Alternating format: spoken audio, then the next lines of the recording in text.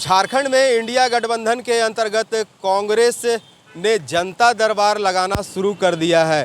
कांग्रेस के द्वारा कांग्रेस के प्रदेश कार्यालय में जनता दरबार लगाया जा रहा है। यह जनता दरबार हर मंगलवार को लगता है और इस मंगलवार को जो कांग्रेस कोटे से मंत्री हैं वो मंत्री आम जनता की समस्याओं को सुनते नज़र आ रहे हैं और वहीं उनका प्रयास यह भी रहा कि वो ऑन द स्पॉट जनता की समस्याओं को दूर किया जाए। आज मंगलवार है, आज भी कांग्रेस कोटे से जो मंत्री दीपिका पांडे हैं वो जनता की समस्याओं को सुनते नज़र आ रहे हैं और उसकी जो निपटारा है वो त्वरित करने का भी प्रयास किया जा रहा है।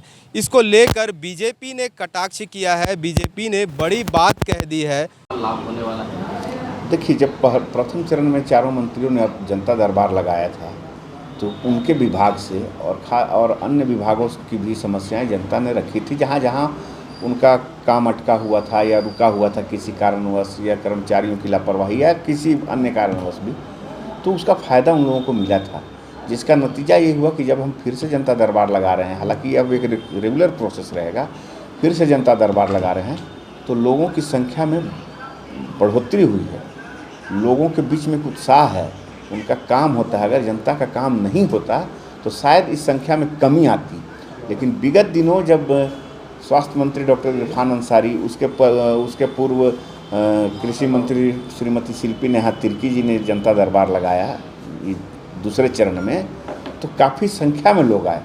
करीब 100 से 150 के बीच में लोगों ने अपनी समस्याएं रखी और उनकी समस्याओं का समाधान हुआ जो उनके विभागों से संबंधित था। अन्य विभागों से जो संबंधित था अगर समस्याएं थी तो उसको लेकर अधिकारियों से और मंत्रियों से हमारे मंत्रियों ने बात किया है, तो वो समस्याएं भी दूर होंगी। और इस जनता दरबार से कांग्रेस के साथ साथ महागठबंधन सरकार को भी फायदा है कि जिस तरह से पहले सरकार आपके द्वारा कार्यक्रम चलाया गया था उस तरह से आज भी सरकार जनता के द्वार पर है। समस्याओं का समाधान ऑन स्पॉट हो रहा है।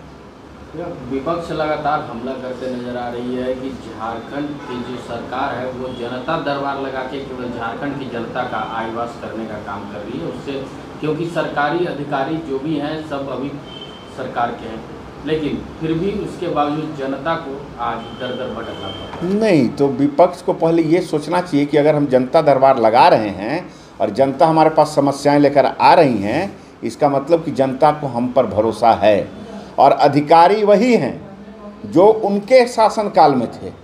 उनसे काम कराने की इच्छा और एक कार्य संस्कृति डेवलप करने की इच्छा होनी चाहिए।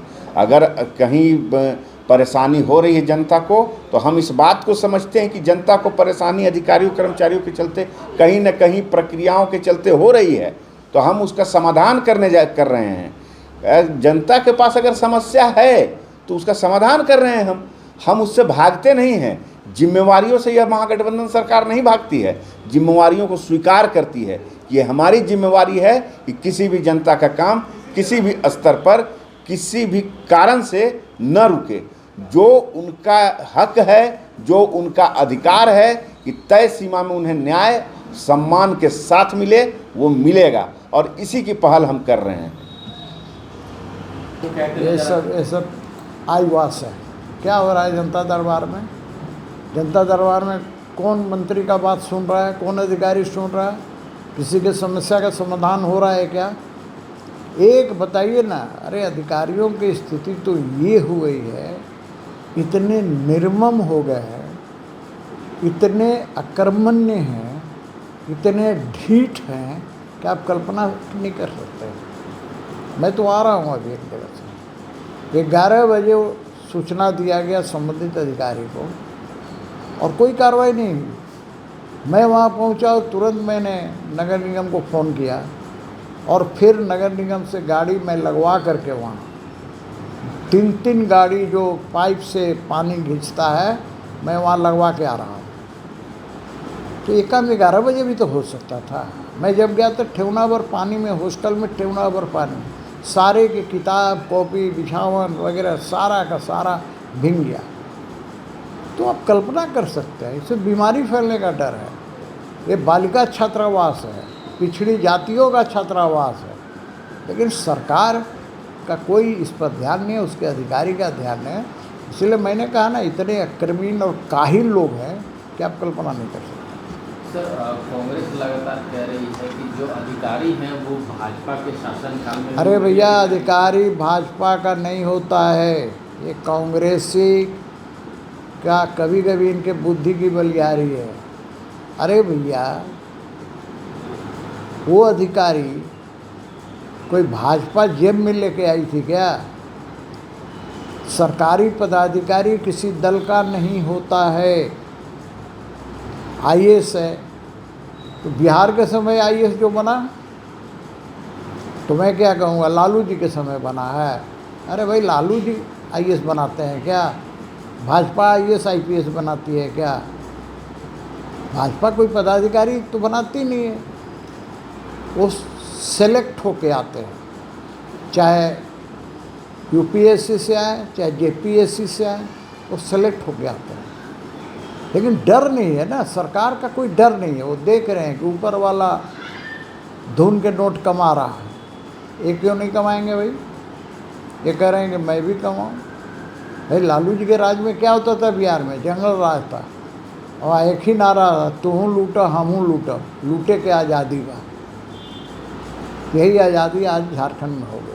आपने सुना कि कांग्रेस के द्वारा जो इस जनता दरबार लगाया जा रहा है, इस जनता दरबार को लेकर कांग्रेस के जो प्रवक्ता हैं और भाजपा के जो विधायक हैं वो क्या कुछ कहते नज़र आ रहे हैं। बहरहाल, जनता दरबार आम जनता की समस्याओं को सुनने के लिए और उसकी समस्या को निपटारा करने के लिए इस तरह का प्रयास कांग्रेस के द्वारा किया जा रहा है। अब इस प्रयास को लेकर दो पार्टियां लड़ रही है, लेकिन सबसे बड़ा सवाल यह है कि इस जनता की आखिर समस्या उत्पन्न क्यों होती है और इस जनता के समस्याओं को यहाँ के अधिकारी कब सुनेंगे, ये सबसे बड़ा सवाल है।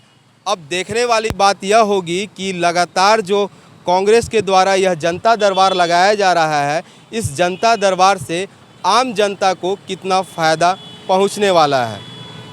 रांची से मिरर मीडिया के लिए जयंत कुमार।